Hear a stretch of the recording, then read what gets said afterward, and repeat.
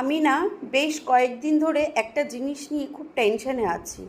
আমার বর যদিও বা বলেছে চলো ডক্টরের কাছে যাই বা কিছু, আমি যেতে ভালোবাসি না ডাক্তারের কাছে, বা আমার ভালো লাগে না। তো সেটা হলো, টেনশনের কারণটা হলো যে আমি খাওয়া দাওয়া সবই করছি, ঘুমাচ্ছি, কিন্তু ক্রমশ আমার ওয়েট কমে যাচ্ছে বা আমি রোগা হয়ে যাচ্ছি বলে আমার মনে হচ্ছে। তো আমি জানি না যে আমার মানে কি প্রবলেম হচ্ছে, বা কোনো রোগ বাসা বেঁধে নিয়েছে শরীরে কিনা জানি না।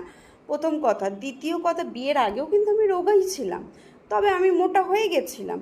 তো যাই হোক, লোকে বলে যে আমি হাওয়া খেলেও মোটা হয়ে যাই, আর আমি তো খাবার ঠুসেও মোটা হচ্ছি না, কি জানি কি হচ্ছে জানি না। তো আমার এক বান্ধবী না বিয়ের আগে আমাকে বলতো, শ্রাবণী তোর নামে আমি কুমড়ো বলি দেবো, যেন তুই একটু মোটা হোস, এত রোগা ছিলাম বলে। তো সবাই শেয়ার করো যেন ভিডিওটা তার কাছে পৌঁছায়, সে যেন আমার নামে একটা কুমড়ো বলি দেয়। যদি তার মনের ইচ্ছা পুরো হয়, আমি যদি একটা